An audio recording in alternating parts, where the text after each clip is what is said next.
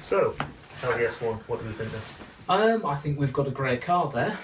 I think it's an expensive car for what it is. Yeah, that's. I mean, that is the. I think the big issue, the big elephant in the room, is the price, Yeah. or a little elephant because it's a very small car that costs a lot of money.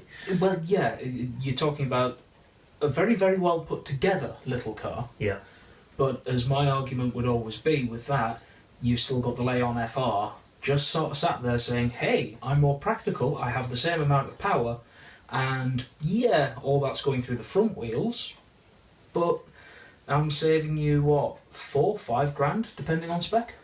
it is. But I think the Audi is a trinket. It's something you want to have. You want to have that on your drive. I think the Leon is. It's a good car, but it's something you'd.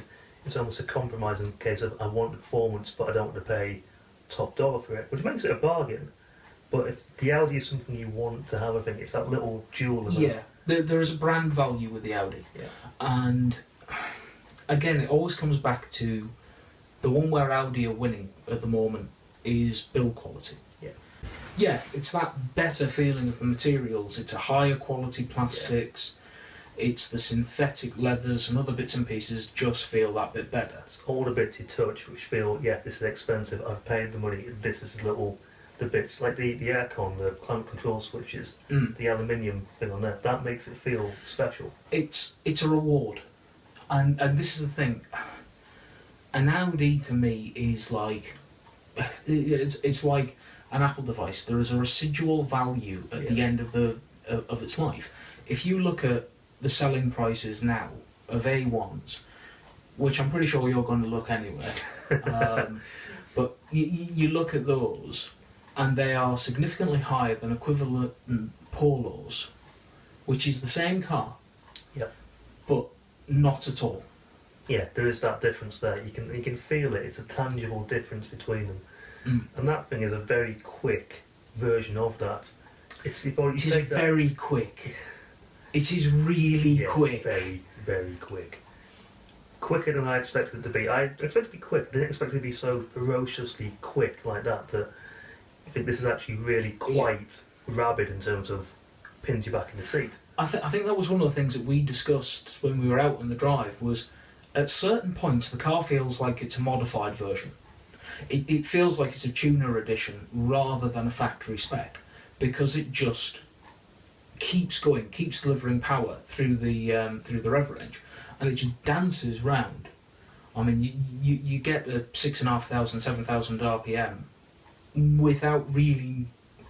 You have time to think, but you've got to be comfortable driving a car like that. It's compared to normal hot hatches I've driven. It's a step on from that in terms of just how rapid that power delivery is. It comes in, it's a big kick of torque, and you just woo.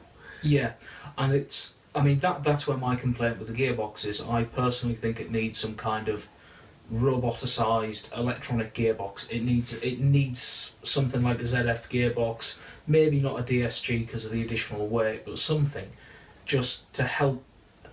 Because you're going to find a lot of people are going to buy that car and not going to take it above 4,000 RPM because they're going to realise they can't change gear.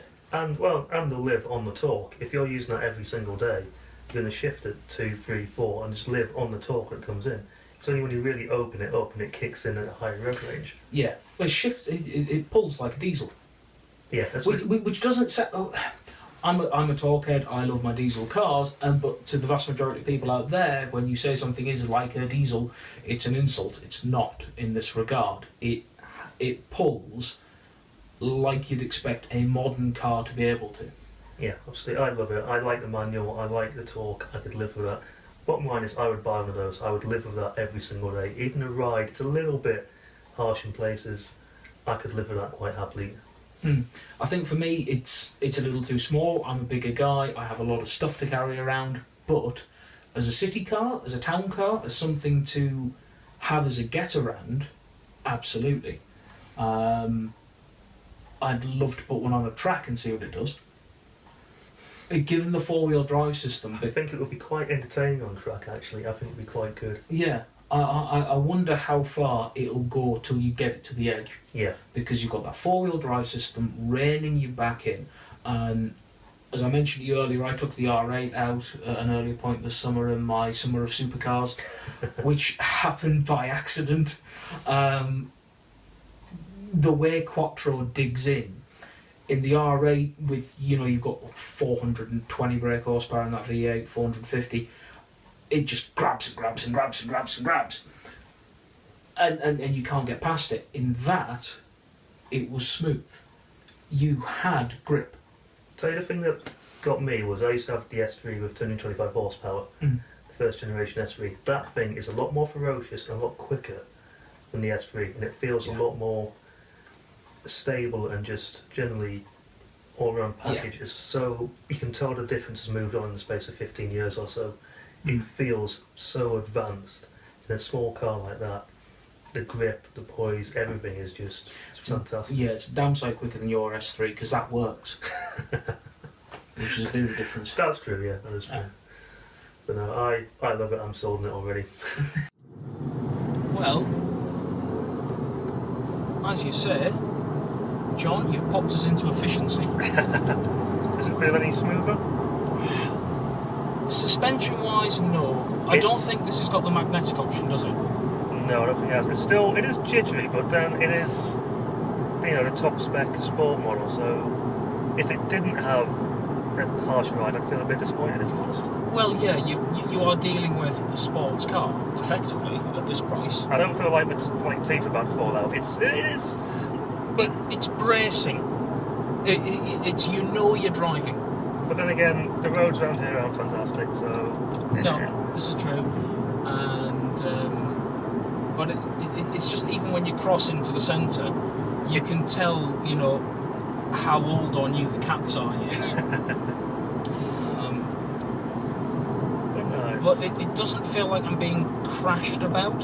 Yeah, it's still well dampened in terms of the body of the car is not moving about all over the place and we don't feel like juddering about.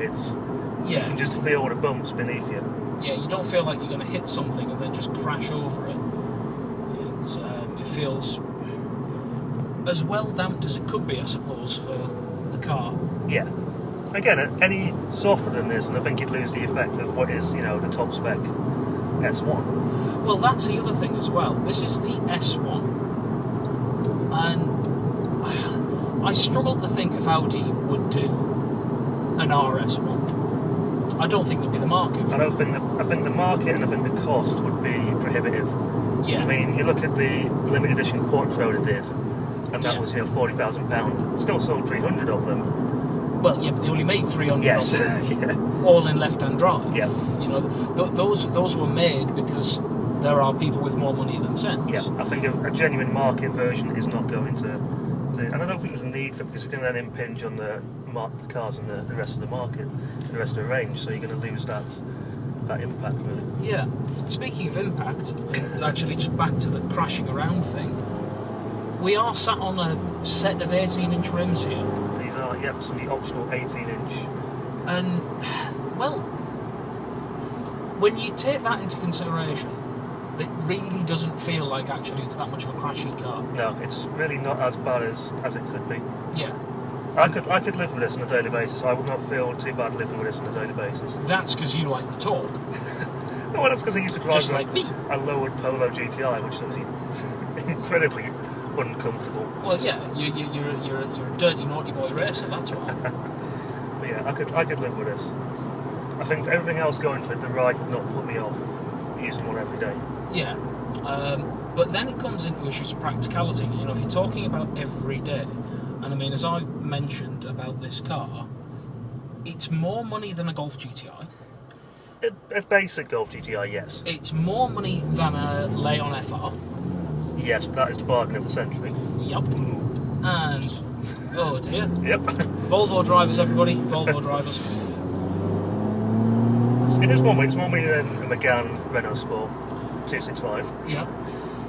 But look at it in this context. Say the Mini John Cooper Works. the one that's just been discontinued, that was about 23 grand Yep. before options, which everybody knows. Everybody spends a boatload of options on a Mini. That's because they come with nothing. Yep. This has more power. Yep. It's obviously four-wheel drive. Yep. It's quicker. Yeah. So in that context, I don't think it's too horrendous. I would agree with you that this is probably more usable. Yeah, I think so. On the day-to-day. Yeah, it's not as extreme. So, again, it's all relative. If you can afford it, then it's not an issue anyway. If you can't afford it, then it doesn't matter. Yeah. So, that's how I've tackled a price issue on this. Well, then you're sold on it, and you're going to go look at the order book and see how much sat-nav costs. Yeah, how much you can sell a kidney for, all those kind of things. Yeah, you know, go look at the hire purchase options and Yeah, definitely. see how it works out for that.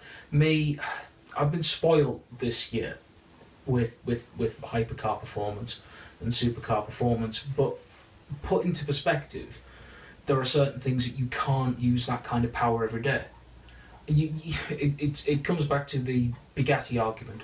Yes, you can have it, but could you drive it every day and use it like you'd want to use it? Mm-hmm. No. The S1 you could. Yeah, that's what you'll use all of that power every day. Yeah. You could. You're going to extract everything from that it can give pretty much any day of the year driving it. Yeah. And that's what it comes down to. The value for money in that respect, it's accessible. Yeah. And that is, put it like that, if you bought that and drove that and you were at the lights, you'd embarrass somebody in a Porsche because they wouldn't have time to catch up to you because you're already gone. Now, depending on where the next set of lights were, they would catch up eventually, but off the line, somebody's just going to go, oh, it's just a tiny little Audi. So to me, it's got Q car status. Yeah, definitely. I think if you spec it right, a certain wheel colour combo, it'd be a very subtle car. Yeah. Until you stop, and it sounds like there's a bomb underneath it, with the heat, with the exhausts just dissipating the heat and just ticking itself cool. There's a clip of that in there. It sounds like it's winding down. It sounds like a proper performance car, but it's sat there Yeah. tinkling away just because it's that hot. That comes back to that modder aspect of it. It sounds like it's a custom exhaust. It's, Yeah. Audi have thought about this. They plan to sell them. You can tell they really do. Let's hope to see them on the roads. So with that, I'm Mark Thompson. And I'm John Redfern. And this is the first, and definitely not last, Tame Geek Engage Sports Mode Team Up review video fun escapade. And we hope you join us for the next one. Thank you. Bye.